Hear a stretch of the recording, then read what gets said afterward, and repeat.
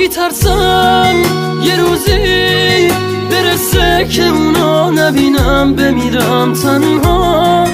خدایا کمک کن، نمیخوام بدونه دارم جون میکنم اینجا. سکوت اتاقا داره میشکنه تیک تاک ساعت رو دیوار.